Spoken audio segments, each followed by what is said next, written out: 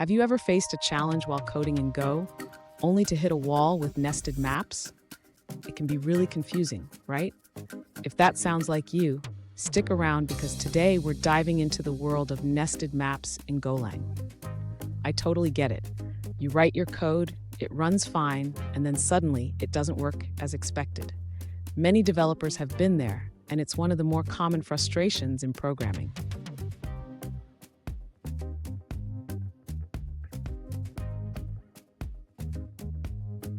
Here's the specific question we're tackling today. One user asked, is there a problem with nested maps in Go, or is there no multiple bracket support for nested maps? Let's break this down together. To understand the issue, let's first look at how nested maps work in Go. When you create a nested map, you're essentially creating a map within a map, but there are some nuances that can trip you up. And don't go anywhere. We'll uncover the common pitfalls with nested maps and how to avoid them. Plus, I've got a handy tip at the end that you won't want to miss. To understand the issue with nested maps in Go, let's first clarify how to properly initialize a nested map.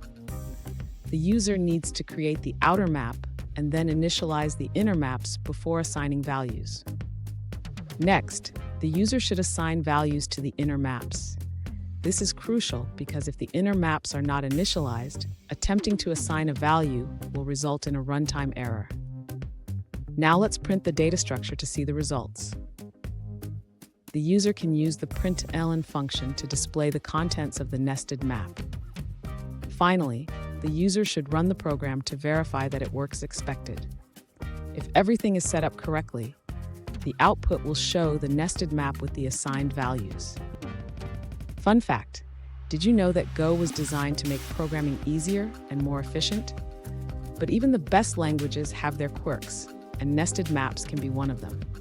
Now, let's look at the answers provided by other users.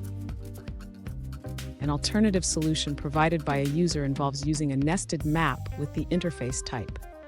They create a map that holds publish information, including title, description, thumbnail, URL, and tags, along with a revision key. Here's the tip I promised. Always initialize your nested maps before use. This simple step can save you a lot of headaches down the line. And there you have it. You've learned how to navigate the tricky waters of nested maps in Golang.